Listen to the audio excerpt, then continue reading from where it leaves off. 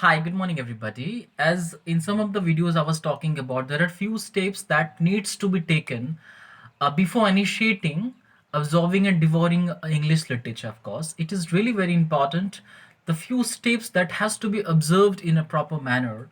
And the first I was talking about the importance of vocabulary. Then I was talking about maintaining a diary through which you shall be exploring all the writers. And one more thing I would love to add over here, and I was talking about creating the diary for the literary figures. And then in one side you will, this is I forgot to tell you. In one side, what you shall do is you shall, attach 4 to 6 size. You will attach a picture of that particular literary writer or literary critic you're talking about, and that you want to really know about. Suppose like William Wordsworth.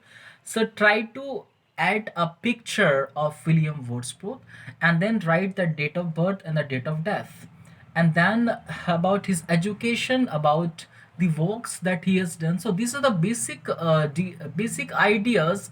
If you follow these, then I'm really sure that you're going to have abundance of basic information about this particular writer. So there are few things that needs to be devoured and understood. Then after, I'm just talking about one particular aspect that is really important if you desire to be a good student of literature and to be a devotee of literature. I utilize this word devotee in the place of student because literature needs devotion, and the devotee knows in a very proper way what is called devotion, right?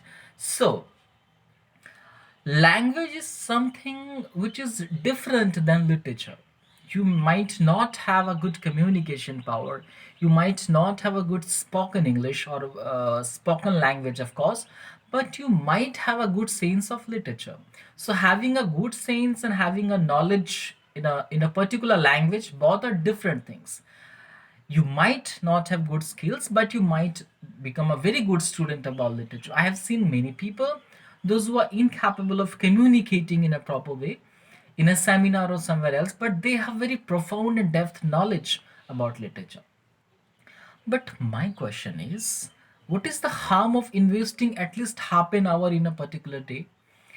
You no need to go anywhere else. Thousands of ways are available to yourself. What you need is a kind of interest.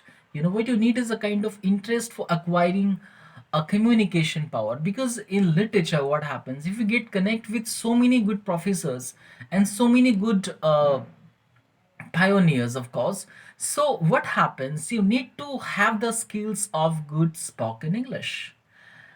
Here, I'm not going to promote why should you speak English and what are the important things that you need to have about English. But what I think is, if your target is becoming a very good student of literature, you should not deny the importance of a language, because you are learning literature with the help of a particular language. So you need to have this. You need to have a depth skills in a language also.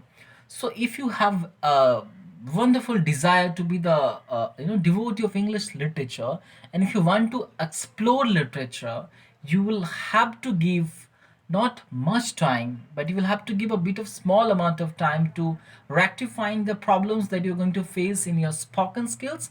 So basically you have to learn how to talk in English, because that will assist you for getting connecting with so many people, of course, and that is the need of the hour.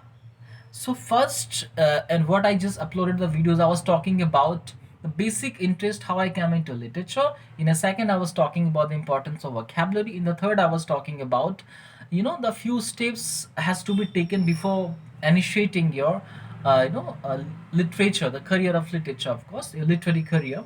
So basically, right now, I'm talking about before initiating your lectures of literature. I'm talking about spend a bit of time for making your English beautiful, because if your English is nice, what happens, it gives you a shine to your personality, and that is the need of the hour, that you need to think about the performance of your English.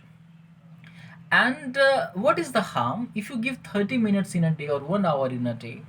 The same amount of time you would just, you will devastate the same amount of time while utilizing some social media. But then why not to utilize that same amount of time for your English?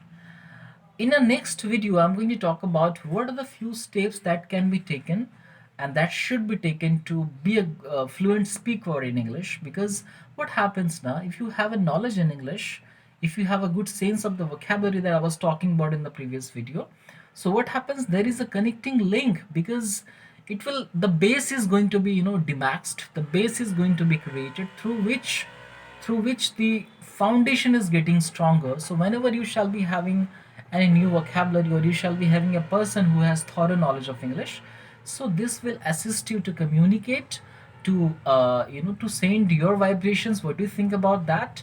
And in somehow, in wholesomeness, it's really nice to be fluent in any kind of languages. So thank you very much. In the next video, I'm talking about a few things. I'll just talk about how to be fluent in a language and how to acquire fluency in a language. Because definitely, what I thought before initiating this channel was to be talking about literature, but there is a preparation, so this is what I'm going to prepare. I want the students, if anybody is going to listen this, at least a single student is going to listen. I think the beneficial is tremendous. This is the any particular student is even interested for observing what I'm going to talk about. So today's last thing is practice your spoken English, because that is getting acquired in your literary career. Thank you very much, guys.